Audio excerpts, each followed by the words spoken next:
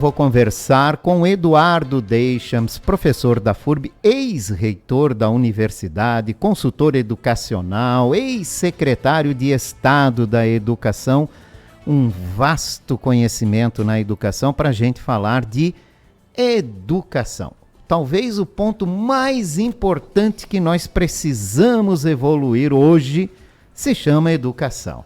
Doutor Eduardo, muito obrigado pela presença, muito obrigado pela participação e por ter aceito o nosso convite. Muito obrigado a você, Jorge, um cumprimento muito especial a todos os ouvintes da Rádio Itaberá, aqui na Boca do Povo. Vamos conversar um pouquinho sobre educação, como você falou, que é muito importante, né? E até começo já fazendo uma provocação, né? Porque a gente sempre isso coloca... é legal, provocação é legal.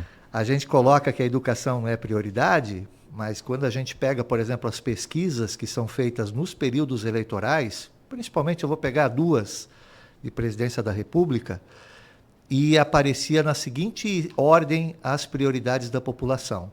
Numa delas era saúde, segurança, emprego e educação. A educação era o quarto. Na outra, 4 anos depois, era saúde, segurança, mobilidade, foi naquela época que teve aqueles problemas todos de mobilidade, e educação em quarto. O que é quarto é importante, mas não é a prioridade. E é interessante, Jorge, essa provocação que eu faço, porque a educação bem trabalhada, ela resolve o problema de saúde, resolve o problema de segurança, resolve o problema de emprego, resolve o problema de mobilidade.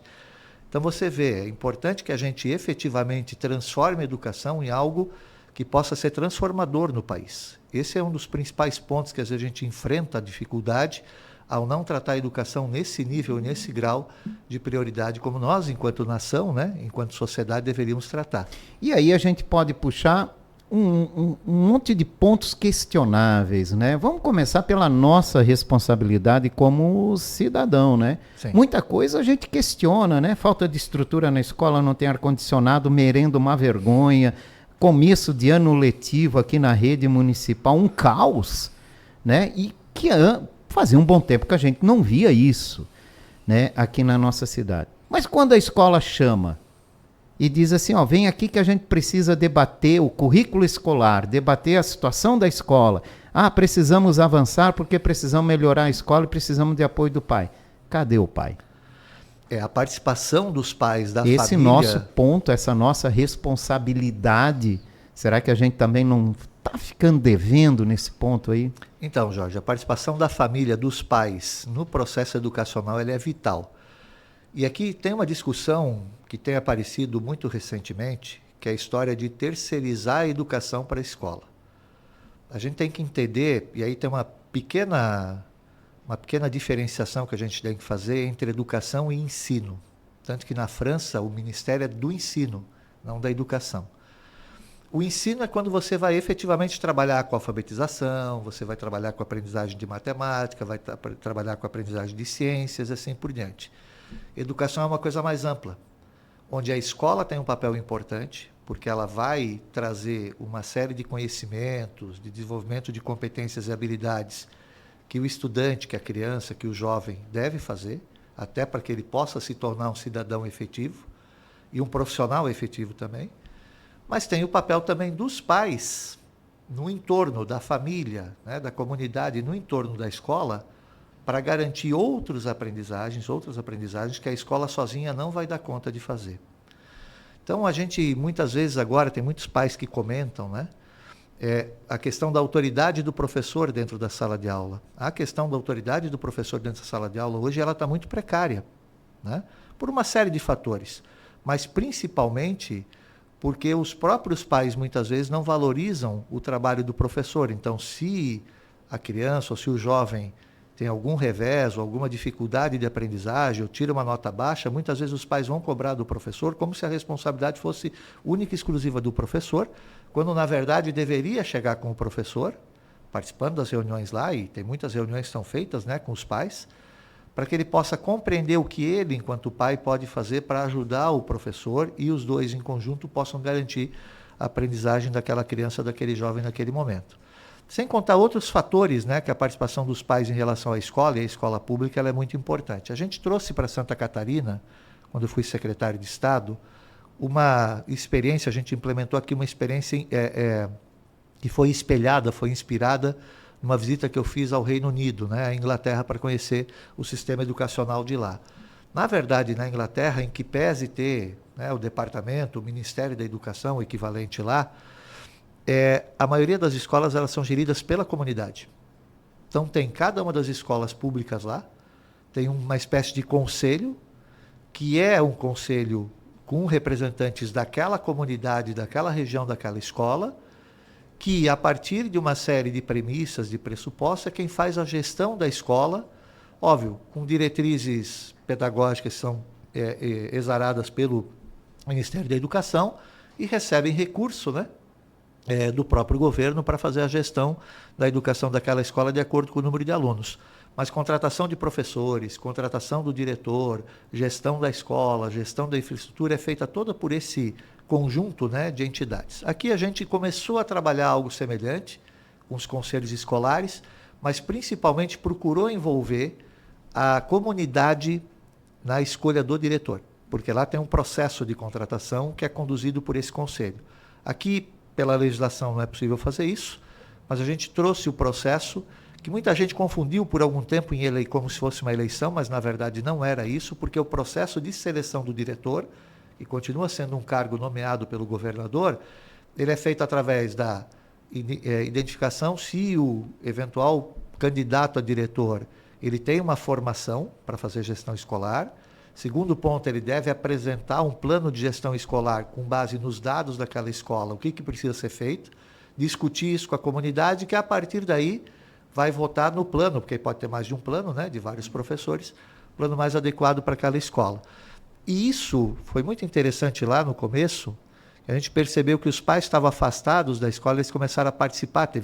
Tiveram pais que organizaram o processo de seleção, de escolha do plano dentro da escola. E a gente conseguiu trazer os pais muito próximos para a escola de novo. A gente tem que criar mecanismos para que esse retorno possa acontecer, porque é lógico, né? Muitos pais vão falar, puxa, mas a minha vida já é tão atribulada, tantas coisas para fazer, mas tem que criar o momento e o espaço para poder participar do processo de organização da escola, que vai ajudar muito na vida e na aprendizagem do seu filho. Se cria ferramentas, né, para tentar evoluir nessa questão da educação. Aqui em Blumenau a gente teve um início de ano, o senhor deve ter acompanhado, deve estar por dentro, meio conturbado, com contratos de merenda escolar. Aí vem um outro questionamento, né? Vale mais terceirizar ou vale mais a prefeitura assumir para evitar esse tipo de situação, que é uma coisa que a gente pode discutir, até onde vale, até onde não vale a pena. A falta de ar-condicionado nesse absurdo do calor que a gente vive, a distribuição de material escolar, uniforme escolar, que se tem um ano inteiro para fazer um planejamento e quando chega em cima da hora parece que alguma coisa passou batido. Nesse ponto aí, a gente tem um conselho de alimentação. Uhum. Aí tu pergunta, para quê? Se vivemos uma crise de merenda escolar, o que fez o conselho de alimentação? E nós temos um conselho de educação. Aí, de novo, um ponto de interrogação. Para que se a gente vive uma crise, né, e de estrutura nas escolas?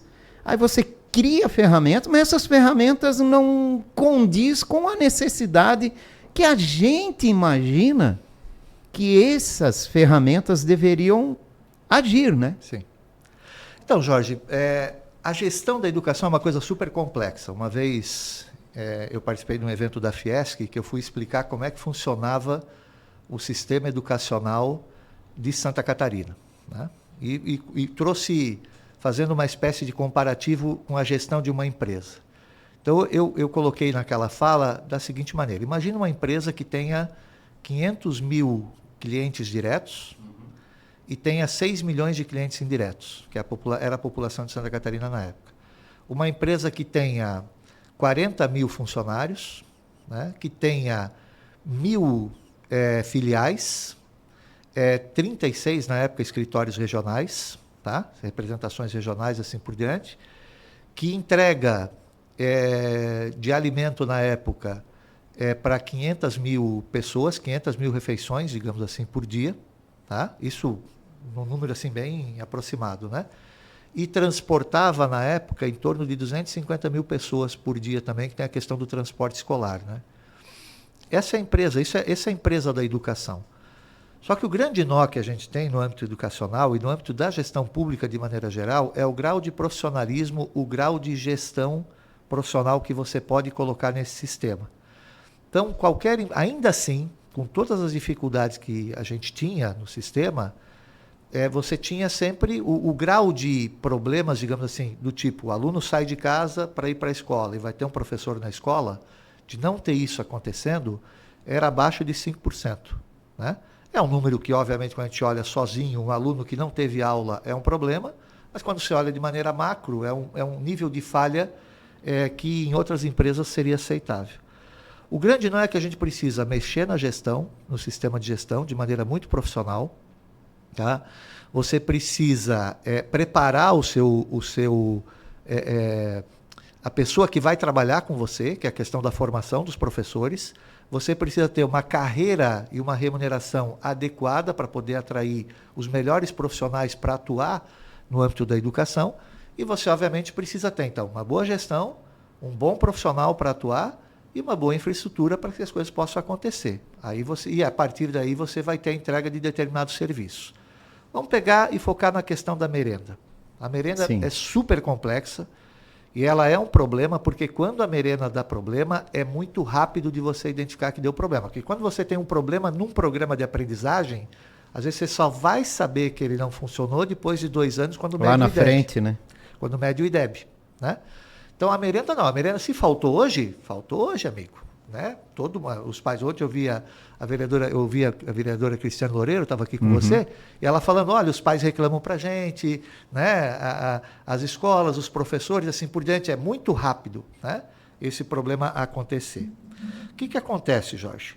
A merenda, aí você falou muito, porque na época que eu estava no governo do Estado, a gente estudou, a pedido do governador, que o Estado tinha terceirização, a gente estudou a viabilidade ou não de trocar para autogestão. A chamada autogestão. Isso é uma coisa que eu acho que vale a pena a discussão, né? Então, é caso a caso, tem que avaliar. Na época do Estado, a gente identificou que não valia a pena, porque o processo de transição ia ser muito complexo e o risco que a gente tinha de ter muito problema no processo de transição era grande, porque a nossa rede é muito grande.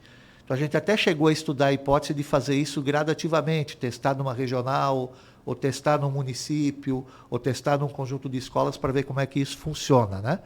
A autogestão, ela tem algumas vantagens, mas tem algumas desvantagens também. Ela é um pouco mais cara, quando você vai olhar de maneira global, porque você tem problemas sobre a substituição do profissional que vai atuar. Você pode ter um profissional na escola, você tem que ter um grupo de profissionais que vão substituir quando aquela merendeira daquela escola faltar, né? E você tem que ter uma capacidade logística de entrega de alimentos também gigantesca, que não é simples de fazer. Então, para o Estado era muito complexo. Porém, eu conheci uma experiência, não sei se agora está ainda assim, da época do prefeito Clésio Salvaro em Criciúma, onde ele tinha uma central, ele tinha uma produção própria com uma central de produção. Então, a logística dele não era levar os alimentos in natura até a escola para poder produzir na escola. Ele produzia nessa central e distribuía. Distribuía nas escolas. Então, era uma coisa muito bacana, funcionava muito bem. A gente chegou a estudar isso para verificar se podia fazer isso no Estado ou não.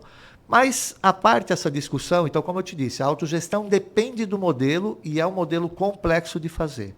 Eu acho que hoje as prefeituras questionam muito também são as questões de servidores, né? O compromisso com esses servidores depois, os institutos de seguridade social também, maioria passando por muitas dificuldades, e tudo isso vão aparecendo travas aí em qualquer processo de você dizer, o município vai assumir. Outro ponto, né, Jorge? Você, quando contrata, vai ter que contratar por concurso público. Né? É outro problema. Então você vê que tem várias questões que precisam ser muito bem pesadas para verificar qual é o estado que está o Instituto de Seguridade do município, como é que está a organização em termos de contratação, o que você pode fazer, assim por diante. Tem vários problemas ali. Não estou dizendo que seja melhor ou pior num caso. Na época, no caso do Estado de Santa Catarina, no relatório que a gente fez com a equipe, a gente identificou que, de fato, até porque o governador, né, tinha muita vontade de fazer o retorno para a autogestão, a gente apresentou para ele, olha, governador, a transição vai ser um problema e nós temos uma série de outros impactos aqui que talvez não valha a pena fazer aqui.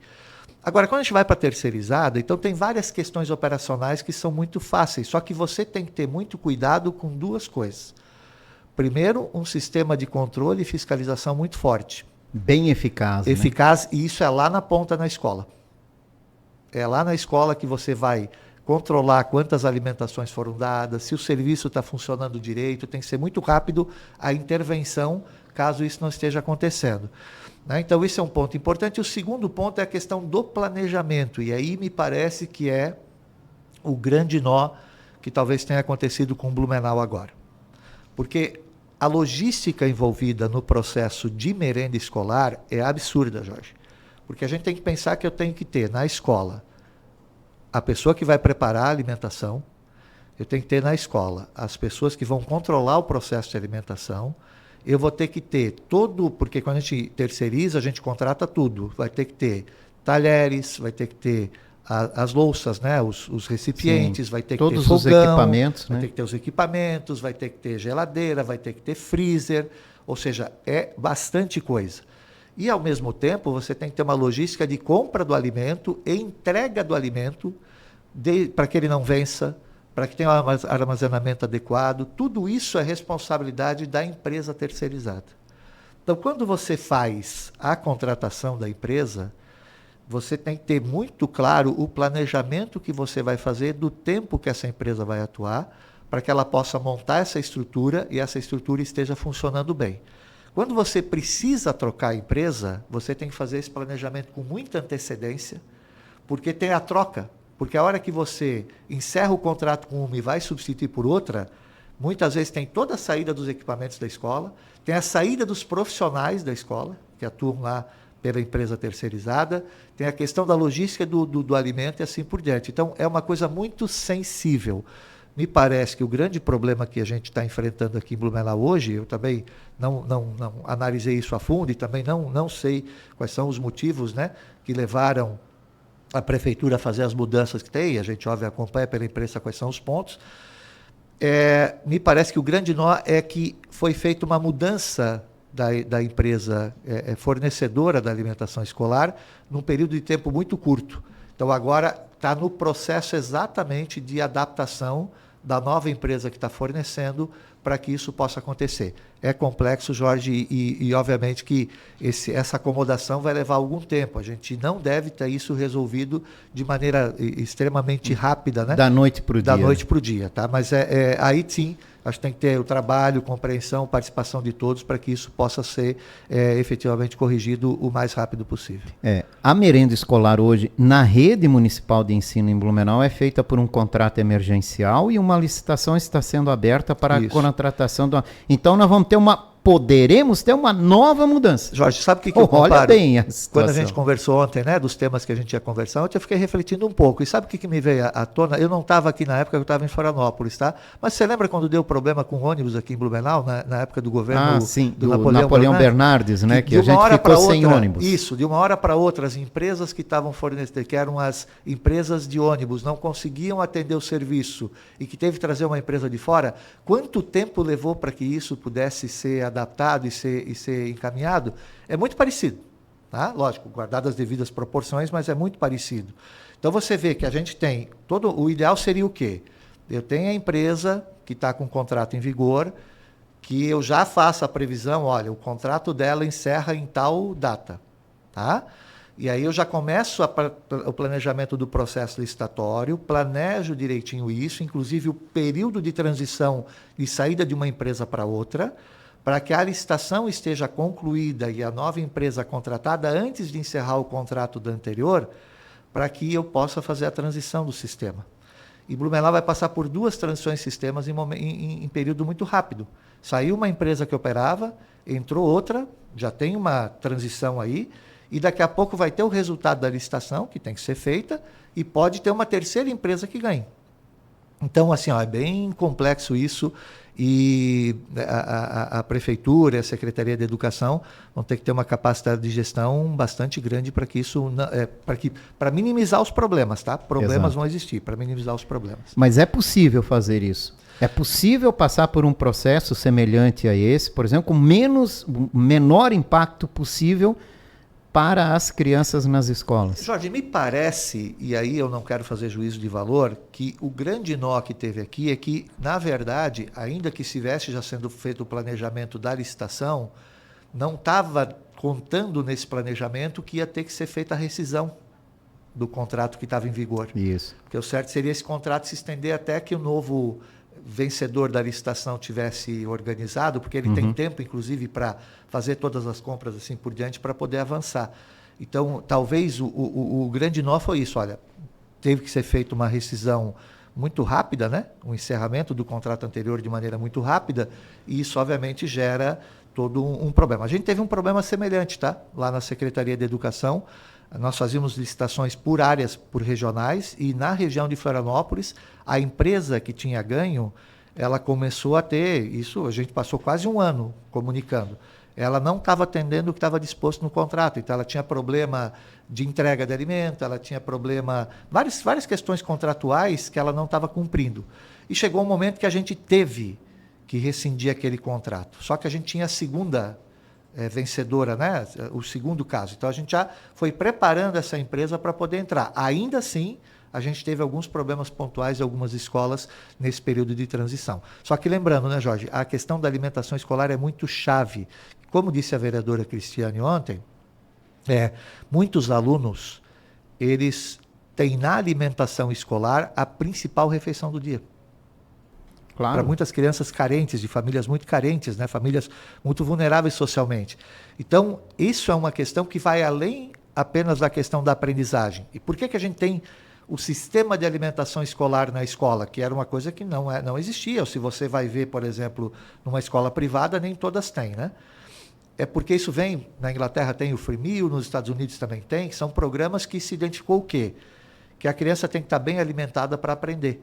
E como, na verdade, a escola pública atende também, não apenas, crianças vulneráveis socialmente, é importante que você tenha um bom sistema de alimentação. Muitas redes, no Nordeste principalmente, eu já vi acontecer em Santa Catarina também, muitas vezes tem redes que dão, por exemplo, elas não dão café da manhã, elas dão um lanche no meio da manhã, eventualmente tem o almoço para quem fica em tempo integral e tem o lanche da tarde. Tem redes que tem um café da manhã, logo cedo, ao chegar na escola, antes de começar a aula, e tem um jantar, quase que um jantar lá no final, antes de ir para casa no final da tarde. Por quê? Porque eles sabem que ali tem crianças que chegam sem ter comido nada praticamente em casa, isso é muito importante.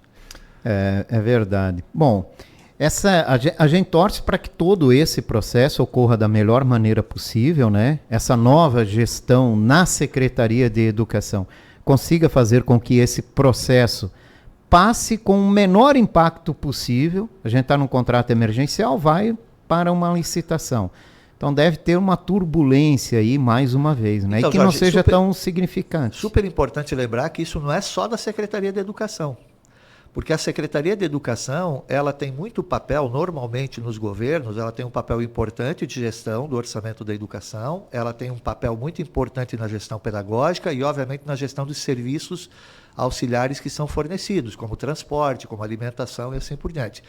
Mas quando você passa por um processo licitatório, normalmente o poder público, nas prefeituras ou no governo do estado, você precisa ter a participação da Secretaria de Administração, da Secretaria de Finanças, da Procuradoria-Geral do município, ou seja, é um trabalho integrado. Então, é importante que, além da equipe da Secretaria de Educação, e eu tenho certeza que o prefeito Egídio deve estar olhando para isso, né? Para toda a equipe da prefeitura vai ter que botar foco agora para poder resolver isso. E aí, né, Jorge, tem momento que é realmente muito difícil, né? Porque você vê, nós temos um momento de transição de governo, nós temos um momento teve uma transição de contrato na área da educação, nós temos um momento de uma condição climática muito complexa, que gera problema na educação, como você comentou, do ar-condicionado, mas também gera problemas, como a gente está vendo aí, com as questões da chuva, né? Exato. Que está colocando a cidade de perna para o ar. Então, de fato, é um começo de gestão que vai exigir muita capacidade, né, de administração por parte da prefeitura. O desafio, né? Super desafio, não é fácil. Eu estou conversando com o Eduardo Deschamps, professor da FURB, consultor educacional, ex-secretário de Estado da Educação, do Conselho Nacional também, né? Também, sim.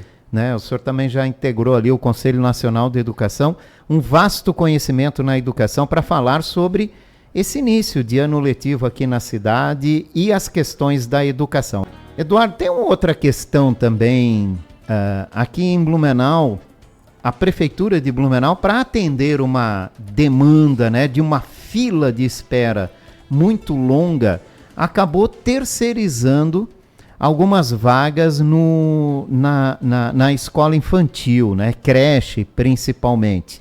E aí se debate muito a terceirização da educação pública. É viável? Não é viável? Como é que o senhor analisa isso? O que a gente tem de exemplo sobre a terceirização da educação pública? Então, esse é um debate, Jorge, que aparece em vários lugares do mundo, né? A gente tem algumas experiências, por exemplo, dos Estados Unidos, com voucher, que eles chamam, né? Ou com escolas, tem um nome específico lá para as escolas que eles têm. E no Chile também, recentemente, eles também fizeram um sistema com vouchers, né? Escolas charter nos Estados Unidos, tá? Que eram escolas exatamente mantidas pela iniciativa privada, que eram remuneradas, digamos assim, pelo poder público para poder bancadas atender... pelo poder público. Exatamente, tá? Tem uma discussão sobre isso, qual é o formato, o que deve acontecer e assim por diante. Vamos tentar trabalhar com algumas camadas. A primeira camada é emergencial. Quando você vai fazer um investimento na educação pública, ele leva tempo. Você tem que construir a escola, você tem que equipar a escola, você tem que contratar os professores, você tem que formar os professores e assim por diante. E aí, muitas vezes, e no caso do Brasil, pelas políticas que vieram depois do Plano Nacional de Educação de 2014, a necessidade de você avançar com vagas, principalmente em creche, né? Com vagas na educação infantil, que não era universalizada, porque a gente tem um ensino fundamental, isso é importante colocar, desde 96, com a nova LDB, a gente universalizou o ensino fundamental. O que é universalizar? Todas as crianças em idade de ensino fundamental estão na escola, tá? Isso a gente está falando de 6 até 13 anos, tá? Uhum. Depois nós temos, ou de 6 até 14, depois nós temos o ensino médio. Também precisamos universalizar. Então, no ensino médio, a gente está com uma taxa no Brasil da faixa de 80%, que são jovens de 15 a 17 anos. Tá? E nós temos a pré-escola, que é 4 e 5, e as creches, que é 0 a 3. 4 e 5 a gente precisa universalizar pela lei, e as creches a gente tem um percentual que cada plano municipal definiu, porque a educação infantil é de responsabilidade do município, definiu até onde vai chegar. Mas muitas vezes você tem demanda maior do que aquilo que está previsto para colocar. Então, como a gente meio que universalizou o fundamental, tem uma necessidade de universalizar o médio, e tem uma necessidade de garantir educação infantil também, quase no nível de universalização, ou com muitas vagas, isso leva tempo. E aí você precisa ter, então, a solução emergencial, que é trabalhar em parceria com a iniciativa privada, que ela é mais rápida de poder fazer esse atendimento, ou muitas vezes tem vagas ociosas, para poder atender a demanda inicial, enquanto você faz o seu planejamento de qual a estrutura que a gente deve ter na rede pública. Mas é uma questão de política a ser definida no município. A maioria dos países do mundo tem a educação básica, que é essa com crianças e jovens, toda centrada na área pública. Tá? As escolas privadas, elas são em menor número e são muito específicas quando você vai trabalhar. O Brasil tem um modelo um pouquinho diferente. Ele é praticamente o inverso, né? Não chega a ser. A gente tem assim, vamos colocar da seguinte maneira, 80% das vagas no Brasil, elas são atendidas, de matrículas, da educação básica, são atendidas por escolas públicas e 20% por escolas privadas. No exterior é coisa de 99%, 98%. Então a gente tem uma parcela da iniciativa privada muito forte, que consegue, pela agilidade, por uma série de fatores, garantir, eventualmente, uma entrega que a gente reputa de melhor qualidade. Tá? Mas também a gente tem que entender que o conjunto de estudantes que ele atende, que normalmente são estudantes de classe média ou classe média alta, ou até classe alta, ele já vem com uma preparação de casa muito diferente. Então, é como se eu pegasse um aluno média 7, que entra com média 7, e entregasse um aluno com média 9. Enquanto que na escola pública, eu tenho um espectro completamente diferente. Eu posso ter alunos que vêm de famílias muito carentes, com muito problema de alimentação, com muito problema na infância, e alunos de classe média também que estão na escola pública. Então, você tem alunos que começam na escola pública com nota 2, e você tem alunos que começam na escola pública com nota 6, 7 também. Aí a gente vai entregar, dentro desse processo, o melhor resultado possível. Que eu posso pegar um aluno de nota 2 e entregar com nota 6 é uma baita evolução. Mas o 6 é abaixo do 9 que a escola privada está entregando. Então a gente tem um pouco essa reputação, esse conceito de que a escola privada sempre é melhor. Não, eu tenho escolas boas, escolas privadas, e tenho escolas privadas ruins. Eu tenho escolas públicas ruins, mas tenho escolas públicas muito boas também, com um excelente resultado. Na época que eu era secretário, a melhor escola que a gente tinha na rede, com IDEB altíssimo, era uma escola de Antônio Carlos, por exemplo, né, que tinha um resultado fantástico.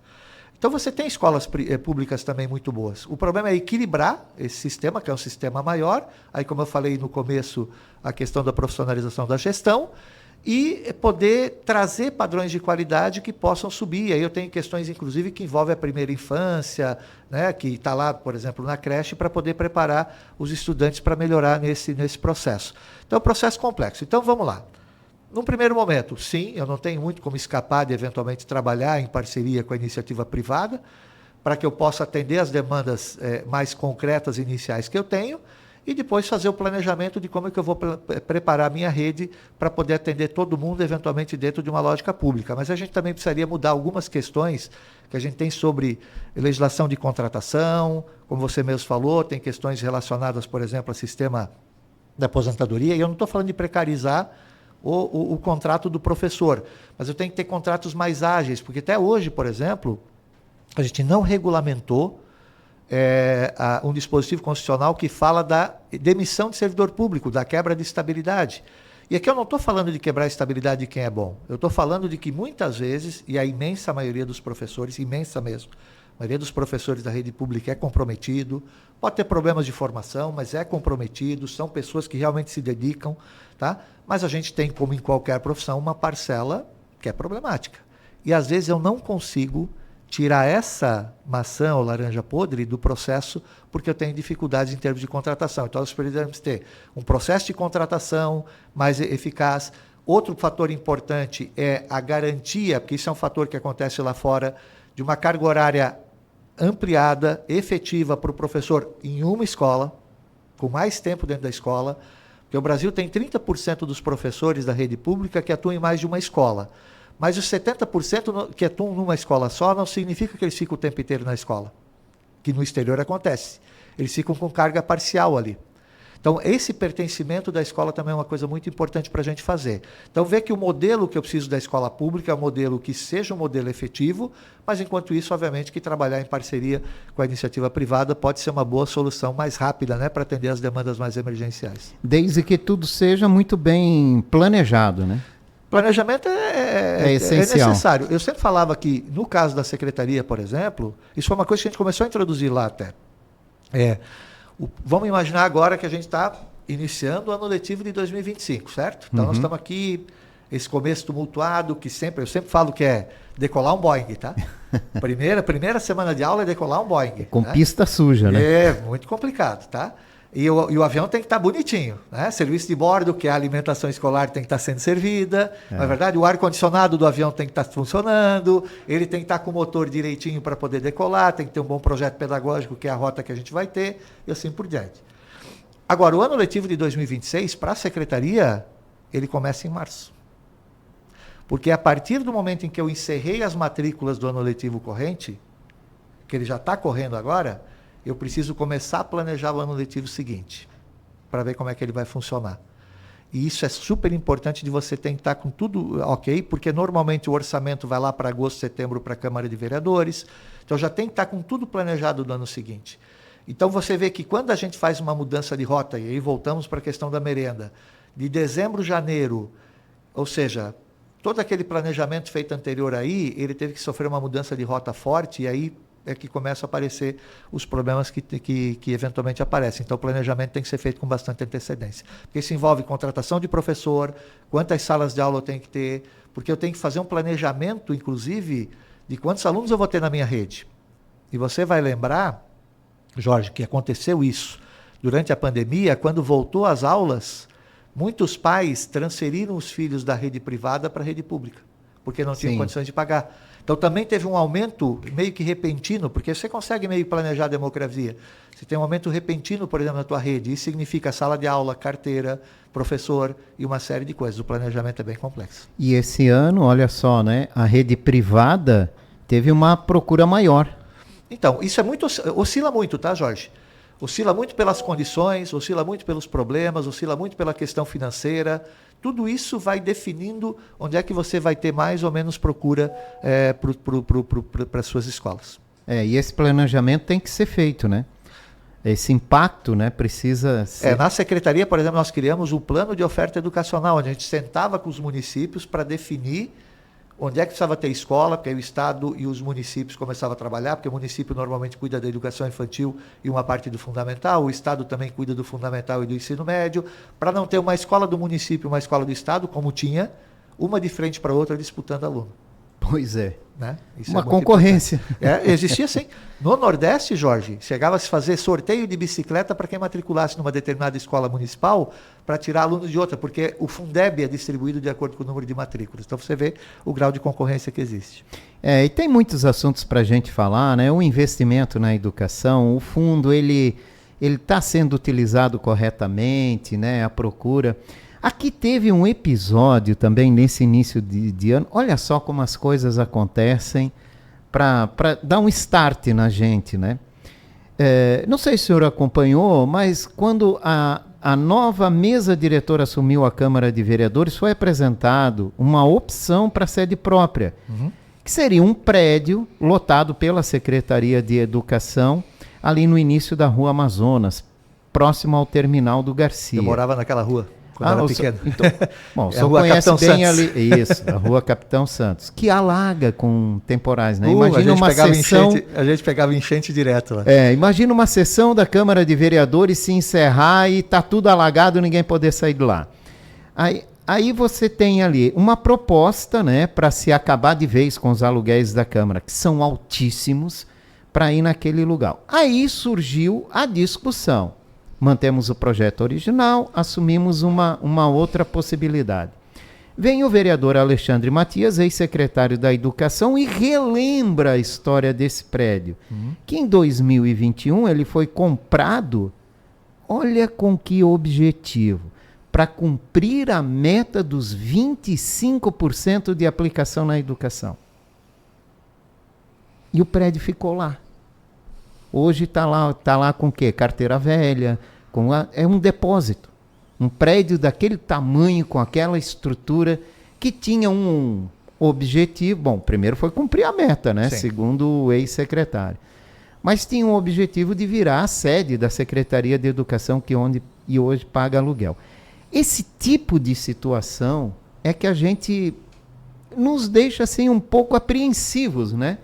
Com a questão do uso correto do dinheiro, com a questão de um planejamento correto, e que não é só na educação que a gente está falando, não é só em Blumenau que a gente vê esse tipo de situação, mas que a gente precisa ter um pouco mais de responsabilidade com essas coisas, não é verdade? Então, Jorge, a gestão da educação, o recurso financeiro dela, a gente fala muito dos 25%, né? É importante a gente entender que ele... né? Comprar um prédio... para chegar aos 25%. Eu vou chegar lá. Né? Você hoje tem, e volta e meia tem um pouco de discussão sobre isso, tá?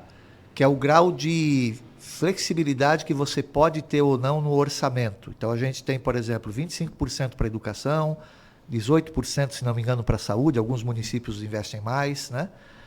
Que são limites e tetos constitucionais, tá? E estão lá engessados.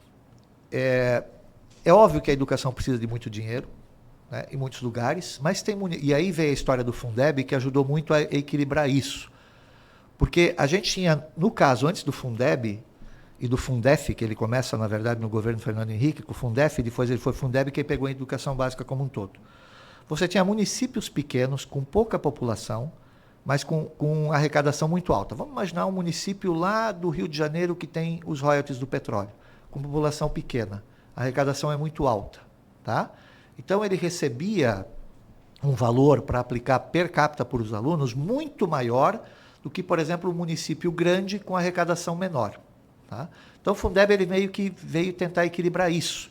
Você hoje pega uma parte do que você tem que ter de impostos e taxas, deposita num fundo, e esse fundo é redistribuído entre os municípios e o Estado de acordo com as matrículas. Então isso meio que equalizou mais ou menos o valor médio que eu pago por aluno no município pequeno de alta arrecadação é semelhante ao município grande com baixa arrecadação. Então o Fundeb tentou equalizar isso. Isso é o Fundeb. Só que o Fundeb, dentro dos 25% da educação, ele responde a 20%. O Fundeb eu só posso aplicar em escola. Então, por exemplo, eu não posso pegar Fundeb e aplicar na compra de um prédio para a secretaria. Tá bom? Então, tem os outros 5%. Ou mais, de acordo com o município. Tem município que aplica 30% em educação. Mas os outros 5%. Esses outros 5% servem para a gestão da educação como um todo, para gastos extra-escola. No caso do Estado, pagava, hoje mudou um pouco, pagava também a educação profissional, que não podia entrar no Fundeb, e assim por diante. O que acontece aqui? Eu não vou discutir, e muitas vezes o que acontece? Você só vai saber, porque a arrecadação ela vai evoluindo ao longo do ano. Então, a Fazenda, por exemplo, ela tem lá um orçamento, vamos imaginar que seja um orçamento, eu vou chutar aqui um número, tá? Não é o caso de Blumenau, que é muito mais que isso, mas 100 milhões de reais para o município. Certo. Tá? Desses 100 milhões, 25%, 25 milhões, em tese, tem que ser investidos na educação. Tá? Só que esse é o meu orçamento. Aí eu começo o ano. Aí vamos imaginar que vamos trabalhar com 120 para ficar mais fácil. 120 milhões, 10 milhões por ano, perfeito? 10 milhões por mês, certo? Aí chega no primeiro mês, eu tenho uma arrecadação de 8. Aí no segundo mês, 8. No terceiro mês, em vez de 10, aí no terceiro mês vou para 10, depois cai para 7, depois pode ir para 12. Então eu tenho uma média para o orçamento do ano. Então eu preciso ir liberando esse recurso. É aí que muitas secretarias de Fazenda, elas vão liberando o que a gente chama de duodécimos, tá? Só que ela é muito conservadora, porque se ela liberar muito e os 120 milhões de reais não cumprir, deu problema, porque eu gastei mais do que eu arrecadei. E aí gerou déficit, problemão, tá? Se ela demorar muito para liberar ou ela segurar demais, eu posso chegar no final do ano, eu ter 120 milhões para gastar, mas eu só consegui gastar orçamentariamente 100. Vem aí a corrida para você cumprir aqueles 25%, porque se você não cumprir, você tem problema, tá? Você não pode passar de um ano para outro, eu tenho que deixar muito claro porque está passando, tem um limite. Não pode acumular. Passar. Não pode acumular. Ou até determinados limites pode, mas até determinados limites. Vem daí que muitas secretarias acabam tendo que fazer coisas muito rápidas. E se ela não planejou licitação ou não tiver isso licitado, ele pode ter muito problema no cumprimento. Então, muito provavelmente lá atrás, o que aconteceu foi isso. O município ele teve um ano atípico, com algum problema de arrecadação, chegou no final do ano, tinha um excesso de arrecadação, precisava cumprir os 25% da educação e precisava cumprir isso de maneira rápida. Aí se a gente pensar, porque lá era uma universidade, se não me engano, né? Um centro universitário, sim, uma escola. Faculdade, uma escola. Porque quando eu morava lá não tinha, era uma construtora lá atrás, né? Eu não acho a ideia ruim você utilizar aquilo para a área da educação. Tem várias coisas que você poderia usar. Também não acho que seja um problema utilizar para a Câmara de Vereadores. Isso o município é que vai definir o que é melhor para ser utilizado. Mas a utilização, digamos, desse recurso vem muito por isso. Então, às vezes, não é problema de má gestão, é problema de como você faz o planejamento com a Fazenda. Lembra que eu falei que não é só a Secretaria de Educação responsável pela educação? Exato. É Fazenda, é Procuradoria, é Administração, para que você consiga avançar em relação a isso. Mas, lógico, a fiscalização disso é feita pelo Ministério Público. Do Fundeb tem um conselho de acompanhamento do Fundeb no nível do Estado. Então, tem uma fiscalização forte. Eu diria para você que hoje a educação, junto com a saúde, tem uma fiscalização muito forte dos órgãos de controle, né? Tribunal de Contas, Ministério Público, que ajudam muito a fazer esse controle, mas é bem complexo de você fazer a gestão. Eduardo Deschamps, muito obrigado pela participação do senhor. Nem deu para a gente falar sobre o celular nas escolas, né? Mas vai ser o nosso próximo tema aqui, porque o senhor tem exemplos mundo afora muito interessantes para trazer. A questão da implementação dessas regras nas redes públicas de ensino, eu acho que tem uma dificuldade muito grande, né? Uma rede estadual como a de Santa Catarina ou como de outros estados bem maiores, por exemplo, como é que você vai criar uma regra ali, né? Às vezes cada escola ou cada região tem a sua particularidade, né? Dá para ser uma regra única, tem que tem que dividir. Então, acho que esse é um assunto muito importante para a gente conversar e buscar evolução nesse sentido também. Com certeza. Que é nossa ideia aqui. Nossa ideia aqui, o que é? É levar discussões para que o nosso ouvinte ele tenha maior conhecimento, né, um entendimento melhor do que está sendo discutido ou decidido, né, para que ele possa ser um crítico, mas um crítico eficaz, né? Lógico, com certeza. Não um crítico pela crítica, né? Eu acho que toda crítica ela tem que sempre vir com o viés de construção, né? A gente precisa, na verdade, criar soluções. Criticar por criticar, eu posso não estar dando solução nenhuma e eu vou ficar no mesmo lugar, apenas cheio de crítica, né? A gente precisa construir as soluções para que as coisas possam acontecer, né? Esse é o grande desafio para quem está na área pública, mas principalmente esse é o principal desafio, e aí os meios de comunicação são muito importantes. A gente fala da importância da imprensa, né? Exato. Porque a gente precisa ter um painel dado pela sociedade, como falou a vereadora ontem, né? Às vezes a reclamação vai chegar na prefeitura não pelos canais diretos da prefeitura, pode chegar pela imprensa, pode chegar pela Câmara, pode chegar por lideranças comunitárias, vai chegar por vários lugares, né? A gente tem que realmente ter a capacidade de trabalhar com as críticas e poder procurar as melhores soluções para que a gente tenha a melhor entrega de serviço público possível para a população, tanto na educação, na saúde, como em outras áreas, né? Obrigado pela participação do senhor. Obrigado, Ótimo Joyce. final de semana. Muito obrigado, um final de semana também bacana aí para todos os ouvintes. Eduardo Deschamps, professor da FURB, consultor educacional, ex-secretário de Estado da Educação, integrante do Conselho Nacional de Educação, conversou com a gente aqui nesta manhã.